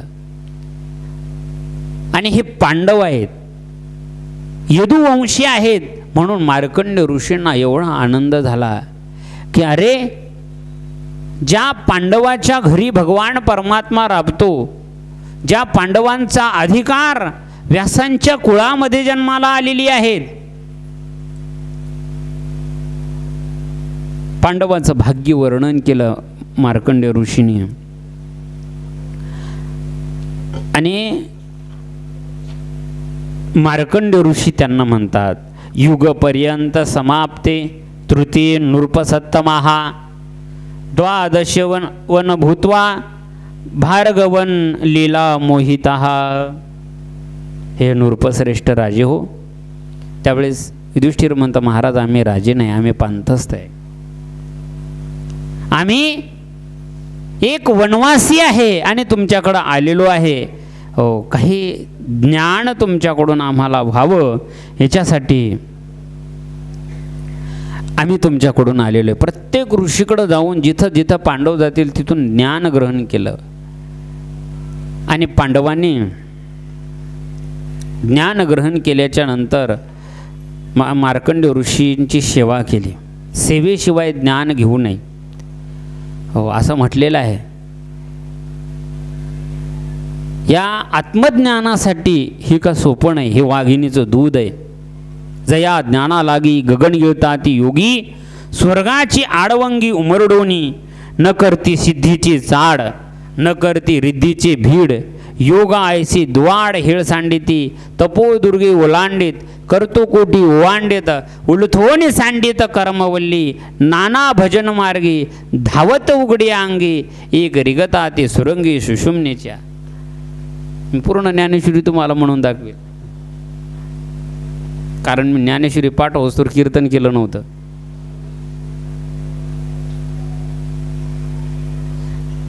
मला सांगायचं की हे आत्मज्ञान खूप अवघड आहे. भगवान म्हणतात, अर्जुना तद्विधी प्रणिपातेन परिप्रश्नेन सेवया उपदेक्षन्ति ते ज्ञानम ज्ञानिनस्तत्वदर्शन. हा तनु मनु जीवे चरणाशी लागावे, अगर्वता करावे दास्य सकळ. मग ते ज्ञानासाठी पहिल्यांदा सेवा करावी लागते. या गुरुचरण सेवा हो पात्रतया दैवा, जे सकळार्थ मिळावा पाटो बांधे श्री गुरुचरण सेवा. आता यावरी गुरुभक्तीच्या परी सांगो गावधारी चतुर्नाथा. हो, ज्ञानोबारायांनी त्या ओवीपासून श्रीगुरूंच्या सेवेचं महत्त्व सांगितलं. निशी सेवा केल्याच्या नंतर ज्ञानदेवा सार चोजविले, मग हे पद म्हणायचा अधिकार आहे. मला भाव सांगायचा आहे, हे मार्कंड ऋषींच्या आश्रमात सेवा केली द्रौपदीनं, कुंतीनं, भीम, अर्जुन, नकुल या 5 पांडवाने मार्कंड ऋषीच्या आश्रमात सेवा केली. सेवा करून असणारा प्रसन्न झाले. आणि मार्कंड ऋषी कुठं स्नानाला जातात आणि इथं अन्न नाही, वस्त्र नाही, मग हे मार्कंड ऋषी आपल्याला हे अन्न पाणी कुठून देतात, कोण देते, कशावर देतात हे विचारलं. त्याने सांगितलं, ही तर नर्मदा मैया आहे, ही या नर्मदा मैयाच्या तटावर आमचा आश्रम आहे. मग त्यांनी युधिष्ठिरानं विचारलं, महाराज मग ह्या नर्मदेचं काय महात्म्य आहे, तिच्या प्रदक्षिणेचं काय महात्म्य आहे, तिच्या परिक्रमेचं काय महात्म्य आहे, तिची उत्पत्ती कशी झाली, तिची जन्मकहाणी कशी झालेली आहे, असे अनेक प्रश्न विचारलेले आहेत। आणि ही किती युगामध्ये आहे, किती कल्पामध्ये आहे, आणि हिचे नावं काय काय आहे, असं युधिष्ठिराने प्रश्न विचारले। त्या प्रश्नाचं चिंतन उद्याच्या पुराणामध्ये, उद्याच्या सत्रामध्ये, दुसऱ्या सत्रामध्ये आपण करायचा प्रयत्न करू। आज झालेलं सत्र, या ठिकाणी बरेचसे आळंदीकर मंडळी आलेली आहेत। हो, आमचे गजानन भाऊ आहेत आणि संपूर्ण महाराष्ट्रातील जे परिक्रमावासी आहेत, हो, भरपूर असणारे परिक्रमावासी आहेत। आता परिक्रमावासी म्हणजे काय? परिक्रमा करून नर्मदेच्या तटावर वास करणारे ते परिक्रमावासी। हो, काही महाराष्ट्रीत लोकांना हे वेगळंच नर्मदा पुराण काय बा। हो, पण ती नर्मदा मैया इच्छादानी आहे, आणि या जगात फक्त ज्ञानोबार आहे आणि नर्मदा मैया हे दोनच इच्छादानी आहे। हो, कशी इच्छा पूर्ण करते, आपण काही इच्छा करा तिच्याजवळ, आणि ती इच्छा ठेवून प्रदक्षिणा करा, तिची भक्ती करा, रोज तिची आरती आणि अष्टक म्हणा। इथं लिहिलेलं आहे, उजव्या बाजून आरती आहे आणि डाव्या बाजून अष्टक आहे। तिचं रोज जर म्हटलं तर आपल्या खिशातले पैसे कधीच समाप्त होणार नाही। अशा कोरोनाच्या काळातले माझ्याजवळचे पैसे संपले नाही कधी। हो, हो, ह्या खालच्या इच्छा आहेत, आत्मउद्धाराच्या, तिच्या दर्शनाच्या सुद्धा काही इच्छा करा, आज ती इच्छादानी आहे। म्हणून त्या नर्मदा मैयाच्या ठिकाणी, या ठिकाणी सेवा समाप्त होईल। एक नर्मदा मैयाचं या ठिकाणी भजन होईल। सर्वांनी ते नर्मदा मैयाचं भजन पाठीमागं म्हणायचा प्रयत्न करा।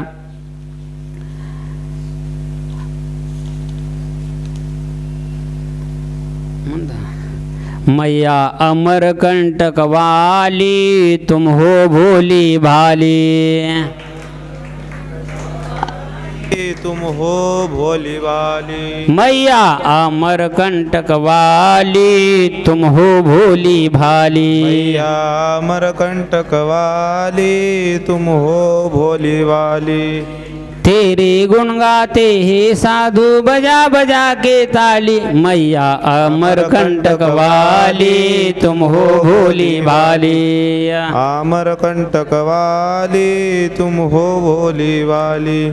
भूर मकर पे किन्हीं सवारी, हाथ कमल का फूल, सबको देती रिद्धि सिद्धि, हमें गयू के फूल, मैया अमरकंटक वाली, तुम हो भोली भाली, मैया अमरकंटक वाली, तुम हो भोली वाली।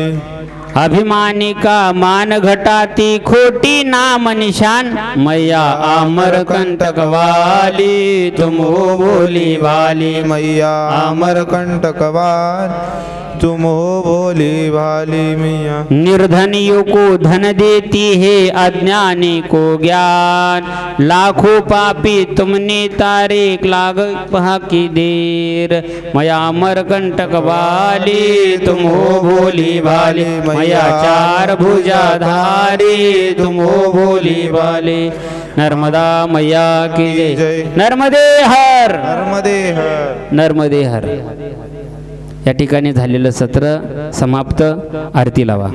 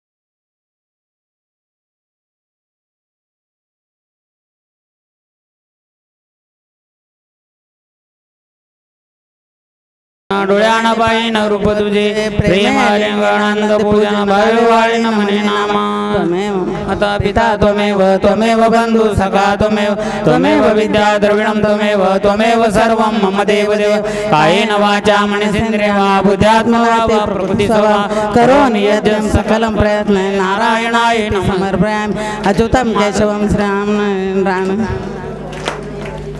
माधवं गोपिका वल्लभं जानकी नायकं रामचंद्रं जय हरे राम राम राम हरे हरे हरे कृष्ण कृष्ण कृष्ण हरे हरे हरे राम राम राम हरे हरे हरे कृष्ण कृष्ण कृष्ण हरे हरे नर्मदा मैया की